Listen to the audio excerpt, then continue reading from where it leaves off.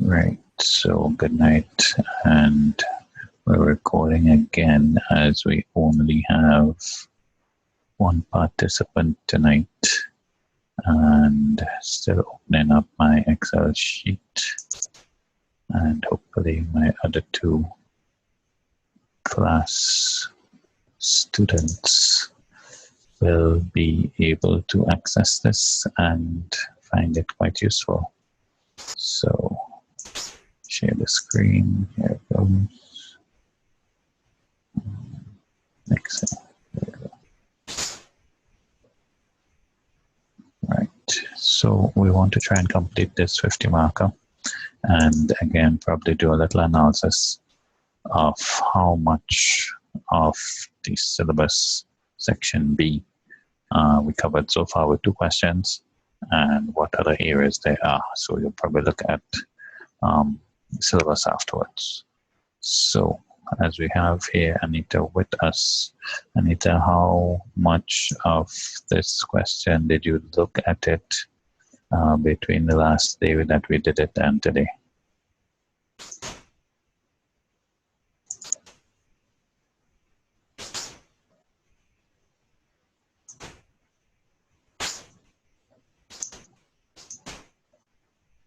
Anita?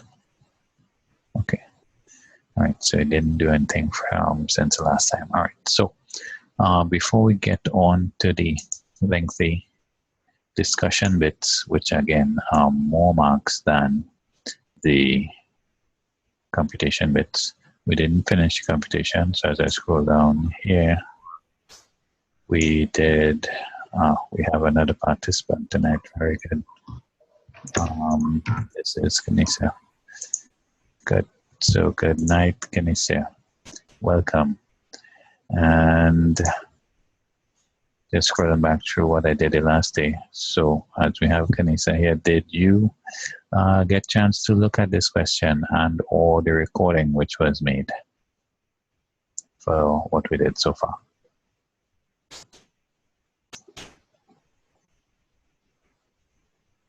Okay, no problem. So we'll try and deal with what we can. So at this stage, what I was mentioning last day is that you could have done so much of this essay part, right? So if I just flash up here, that's the part B that we started last day. Part B, part 1 and 2.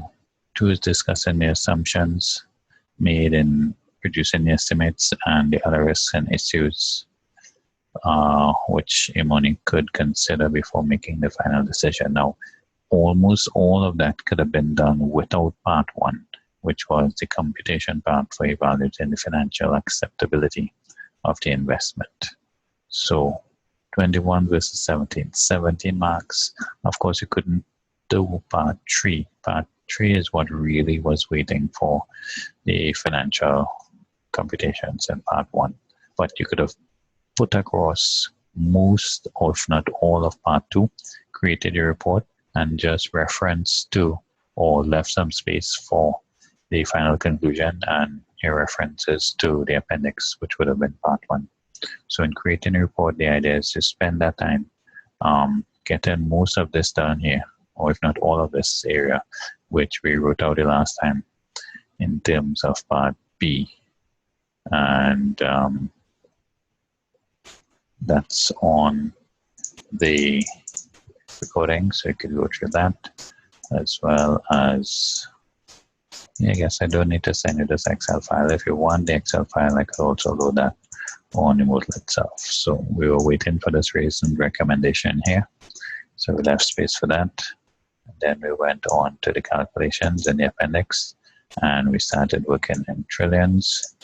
And once more, this part being the cash flow leading to the NPV itself. So sales, fixed costs, variable costs. So this is where the workings came in. Working 1, working 2, working 3 we got by so far, and getting the NPV computation done. And what I think we could do is probably try and finish off that, and then we also have part A, and that should take care of this question. So 50 marks. Let's see how well we can do in trying closing that off for tonight. There's also, where did it go? Oh yes, part A, B. There's no part C. So just A and B. But it's 3 parts, and the professional marks, of course, come in for that report, as well as your logical workings and format. All right, so working 1, I think that's a little typo there. That's working 1, working 2. This again should have been working 3. So let's just fix up that. Working 3. So again, to try and avoid writing too many numbers in the exam, we also decided last day in this question, we were working in trillions. So you had to watch out for that in terms of if the units are already in thousands and you multiplied by some other cost given in millions. So this value multiplied by a value in millions would automatically give you a number in trillions. So we had to watch out for that as we went along. So moving on, if we got up to working 3, Anita, what next do you think we're going to work? So we went through the case a bit, and we could probably flash at the case now to try and think of what next working to do. So somebody give me a choice. What next?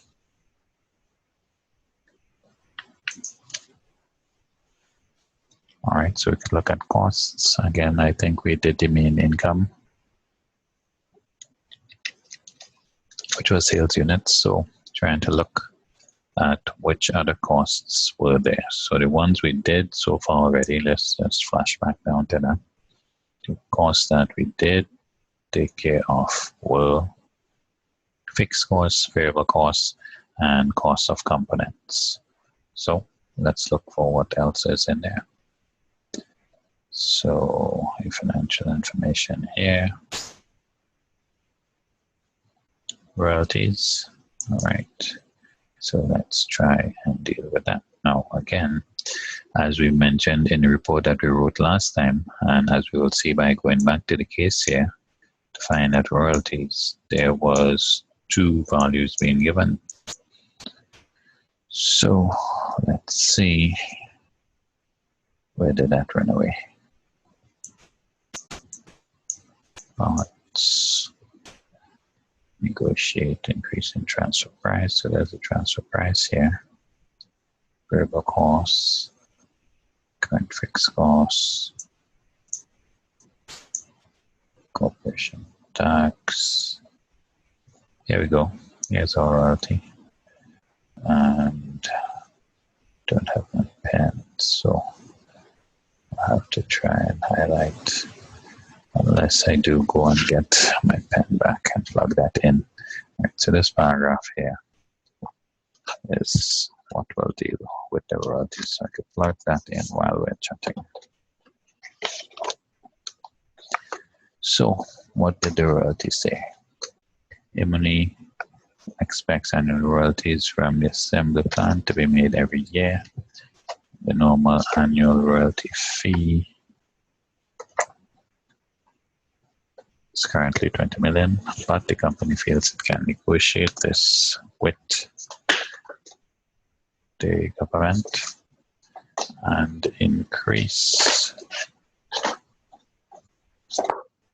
the royalty fee by 80%. Once agreed, this fee will not be subject to any inflationary increase. So just a flat royalty for the 4-year period.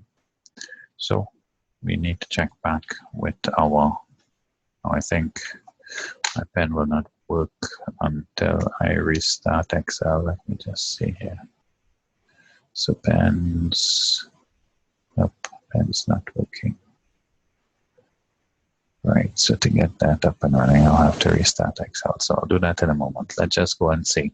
What did we say about this royalty already? So last week again, we did a lot of the planning, and let's see if we could find that back here. Sensitive, cost of capital. So like here, we chose to use 12%.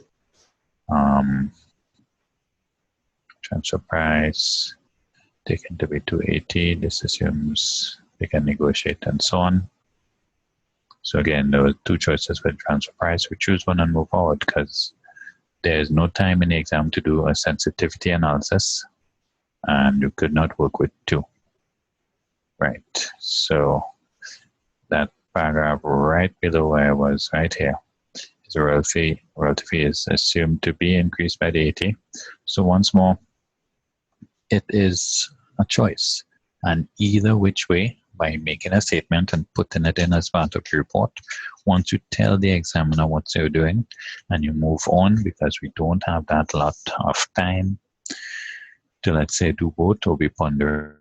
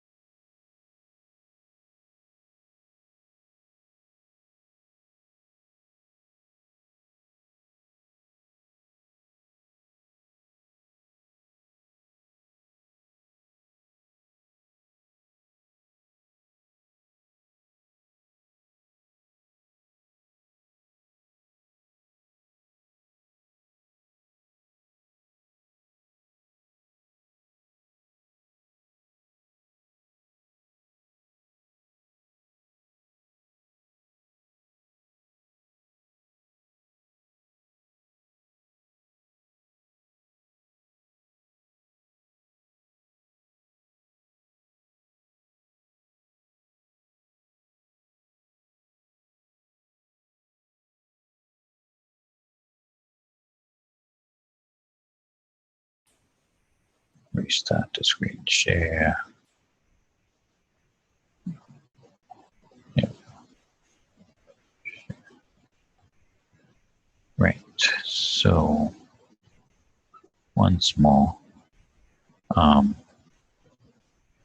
we're back on. So we had decided before we went on that pause to look at the royalty fee, which we, again, lastly in writing the report section, identified that we're going to be using the 36 million.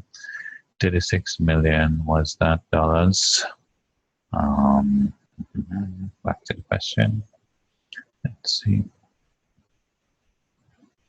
Right, $20 million, and they can negotiate that with the government and so on.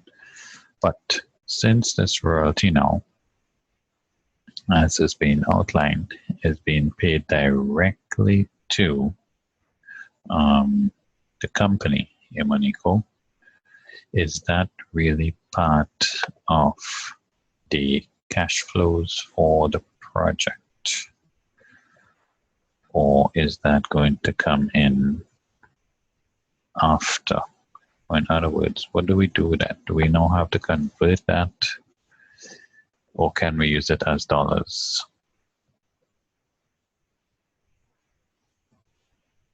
What do we think? Is it part of the project to begin with? Is it after the project has been assessed and doing some remittance? Can we use it in dollars? Or are we now going to have to convert it?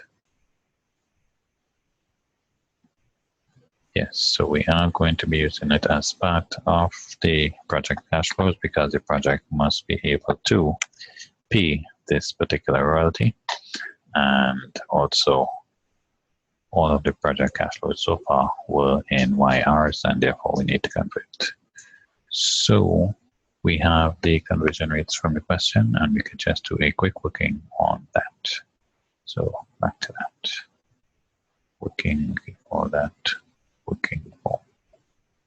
And as we pass this point, we could throw it in here. This is our royalty fee.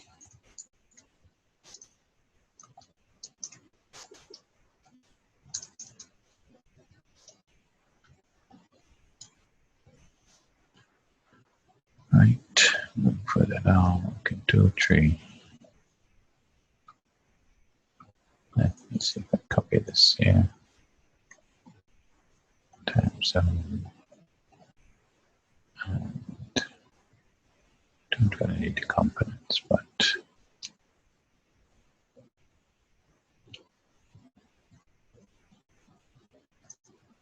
right. Looking for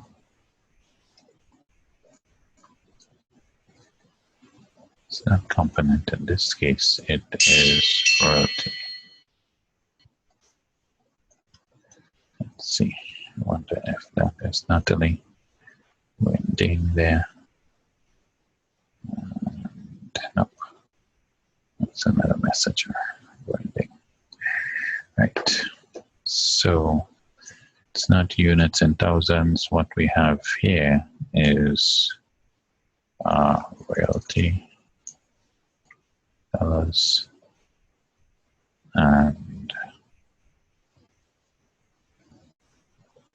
while it's in dollars, it's in millions, and we got 36 million, and this is not what we want to convert.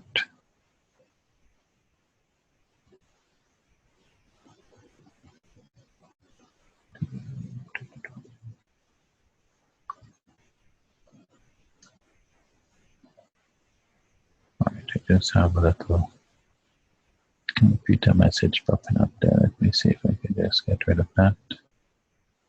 And restart options.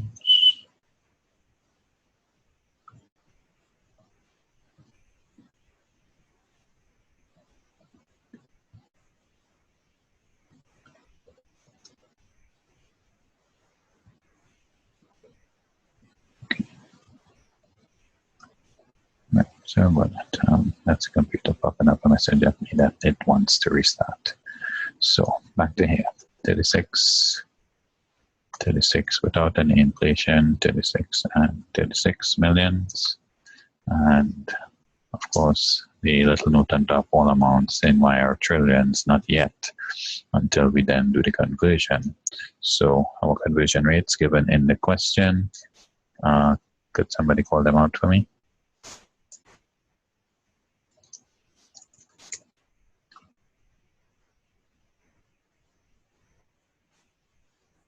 Well, call them out as a relative term. We'll have to read them out as they were given in the case up here, or type them out. If somebody could, here we go. This is the line that we're looking at. So our values for Y are not per euro, so it's not the second row, it is a top row. Y are per dollar. Good. That 120.1, 133.37, etc. is what we need to take down below. Right? So let's quickly try and get that out of the way, because time, as usual, is running away from us. So 120.1, 123.7, 142.5, and 151.9. Yes, 124. So, right. So there's no royalty in the current period because nothing is being sold. So as we multiply this amount of millions by this amount here, 36 by 120, right? I'm sure we'll get a value in thousands, and therefore that's where we can boot up to the value in trillions of YR. So conversion rates here is once more YR per dollar. So once more, do we have to multiply? by this rate or divide by this rate?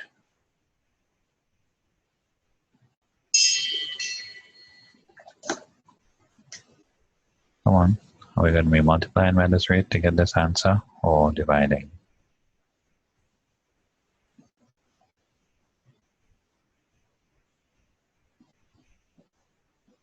Chat box. So the chat box supposed to have shown me a message when it comes up. Oh yes, thanks for that note. So something went up and I missed my chat box notification. Normally it shows up once somebody types something.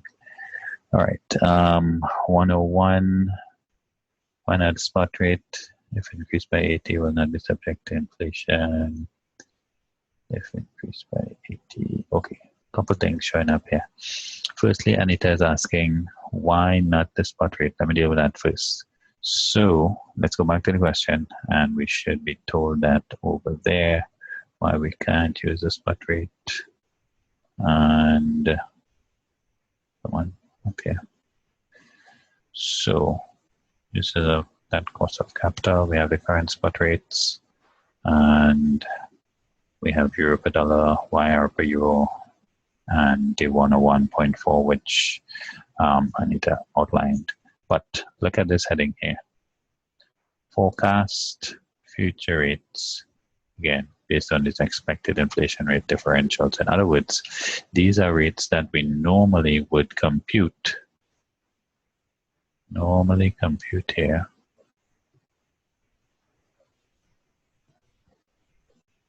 Using things like your interest rate parity theorem, IRPT, right? But luckily in this question, they gave us the values. So the idea is that the spot is for now, which represents the time period of T0.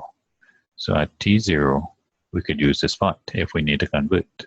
But once we move to year 1, year 2, year 3, year 4, etc., we would need to use the relevant exchange rates, right? So that's the first thing, that you should not in these international NPV questions, unless you have no information to use IRPT or you don't have any information to use the other one, which interest rate parity.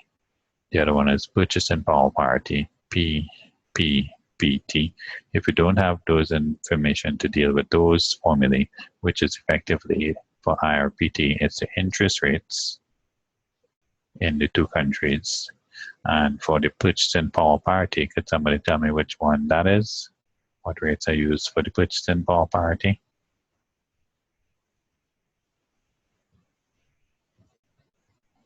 Right, the inflation rates.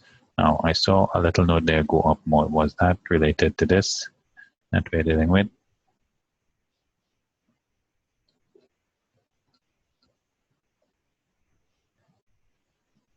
Yes, no? Is that a separate question? Up meaning into the case, this direction.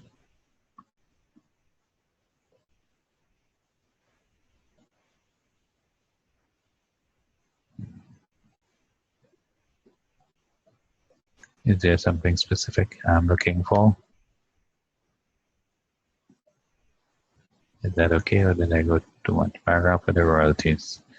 Okay, good. Let me see if I could keep this chat box. Let me try and resize my Excel document a little bit. So when I do this, did it reduce the sizes on your screens? Need to put this down a little bit. How is that? Can we still see properly?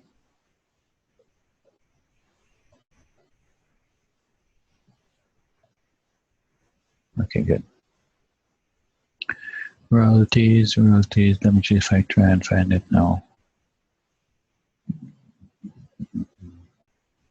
Right, the same paragraph. So, once agreed, this fee will not be subject to the inflationary increase. Right. So, I see a question now. While you are asking about the non-effect of the inflation, that is only on the fee. So that non-inflationary effect is not to deal with the exchange rate. So the exchange rate is different from the fee. So to illustrate that difference, I will go back to our working where we were. And in looking at our working for, we would notice that we have 36, 36, 36, and the 36 has not changed. So that is where the non-inflation applied. The conversion rates, however, is something different. Yeah. So the 36 fee is the royalty, correct, which remains the same.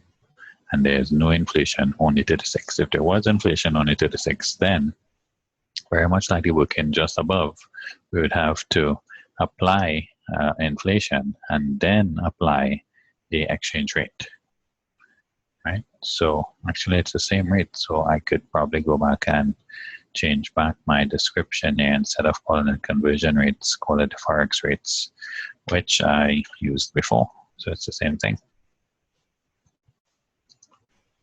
Good. So is that first bit clear? Why we are not using the spot. Now, was that the whole question, or was there another bit of the question? Let's see. If increased by 80, will not be okay. That was the same bit you were trying to identify, or try to get me to read from the from the paragraph. Okay, so that should be clear now. That if there was an increase, we would increase to 36, and the forex rate is separate from that. So moving on. So I was asking, would we have to multiply these rates now by the 36, or would we have to divide?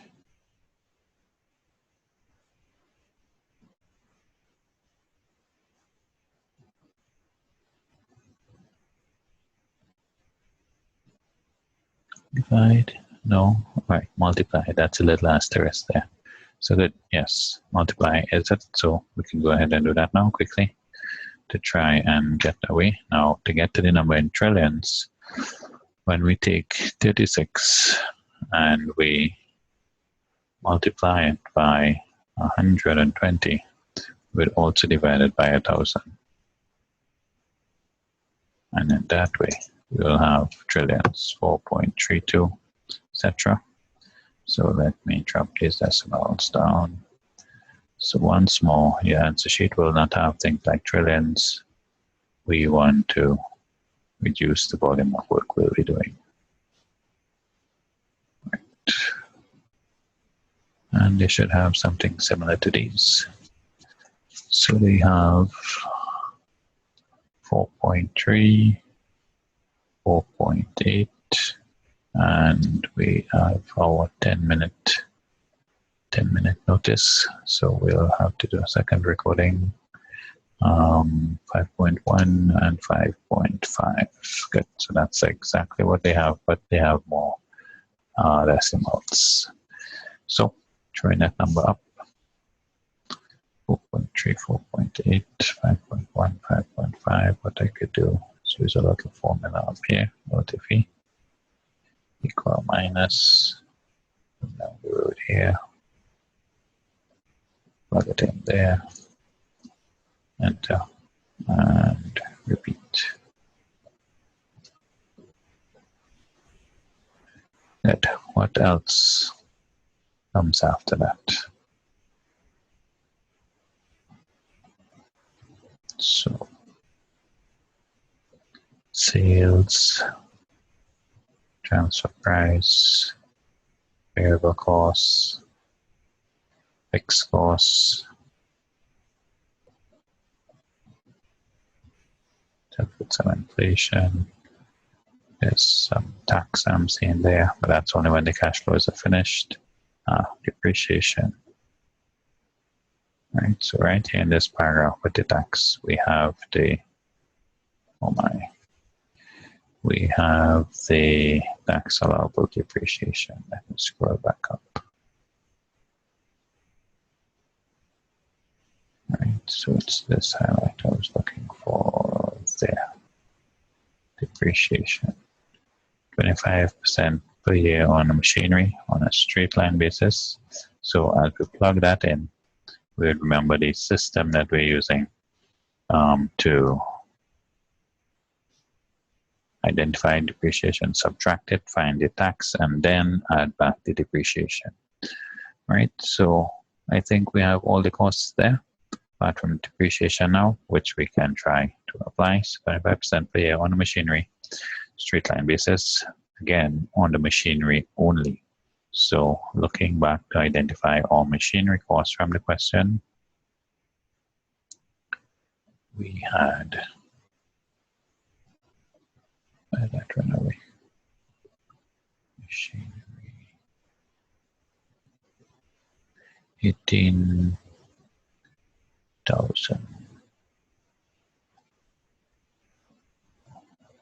Oh, that should work up to 18 trillion. Just trying to locate the paragraph. I didn't see that would have been before this then. That 18. Yep, right up here. Assembly plant in Elandry, financial and other data productions. Right here, 18 million for machinery. So only that we will be. Okay, I keep reading this number a little silly. 18,000 million. So in other words, that's why I chose to work with trillions, because that is just 18 trillion. So I could leave out the 3 zeros. So onwards we go to depreciation with that 18 trillion in machinery costs. So we will go again, depreciation.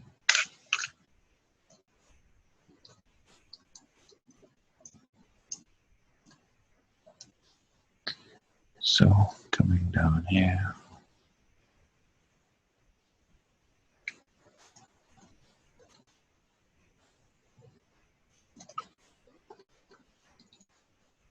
and once more, I can copy this off so that we have all the headings. And right, so straight line T0. If we're doing trillions, that's just 18. And I don't think I need to put my currency here. The top heading works. And how do we do straight line again? Anybody remembers the formula?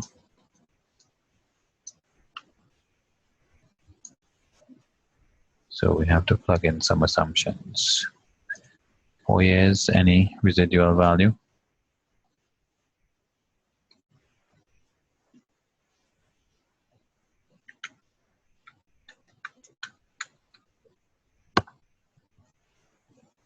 Well, should we have any residual value? No, question gives us none.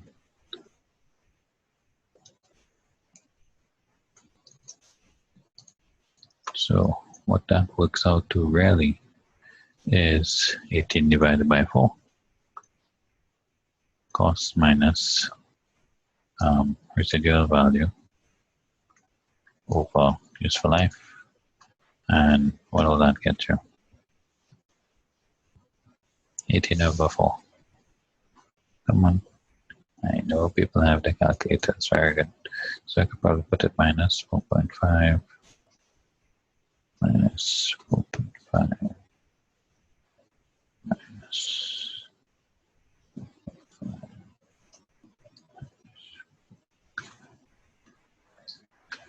Right.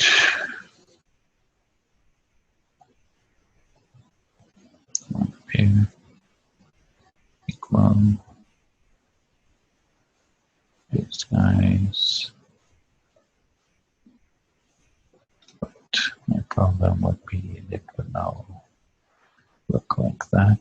So what I would do is format here and drop it as well and copy it. Right. So back up here. Why does that look like that still?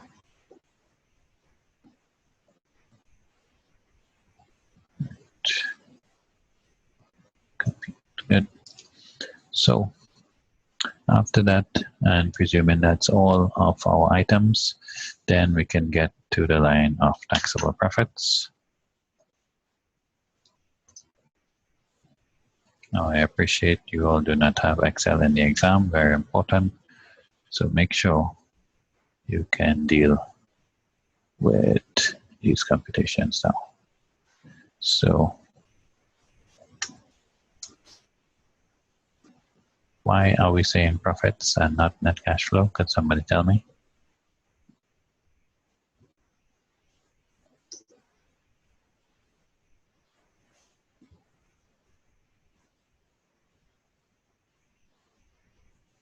Well, yeah, tax have to be calculated, but there's one other little reason why this is profit and not cash flow.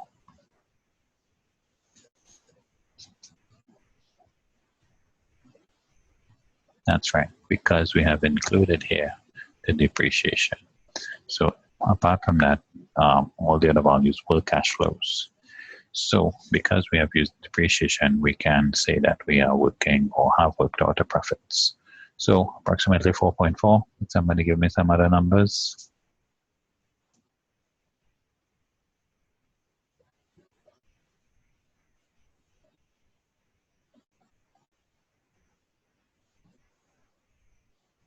Come on. And then we have to apply any losses or so for tax purposes. Wait a minute, we did have a loss already. So we'll have to look back at that note and carry those forward. Next one was 21.2 or 0.3, anywhere around there. That's close enough. Excel would have given me round numbers. While it says 6.4 here, Excel would actually be using more decimals than that, right? So that's why my numbers would be very close to what you can do. If you're using those exact numbers, that's fine. You can continue to use your numbers. 45, and then something close to 15.7, right? So make sure everybody's okay there. Once we have that, then we would now say, what can we do? We can account for this loss carried forward here, taxable profit, stroke loss. So here, if we do accounting for that, we could say loss carried forward. Now, somebody tell me which year we're going to carry this forward.